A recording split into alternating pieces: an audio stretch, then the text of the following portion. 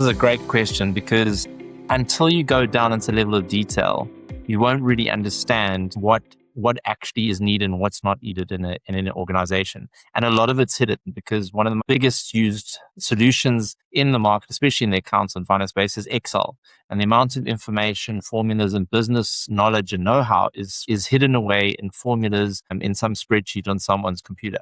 So some of the questions would have to be asked, particularly in a South African context, would be around what would happen if this system or this provider disappeared tomorrow? That would be some of the questions that you'd have to ask. And some of the clear signals for time for change would that finance is spending more time or money reconciling than analyzing. So they're spending a lot of time reconciling between systems or even on the same systems, or a lot of time in Excel. Is the institutional knowledge that's sitting outside of the solution that they've chosen at the moment? What sort of reliance do they have on outside consultants for routine reporting?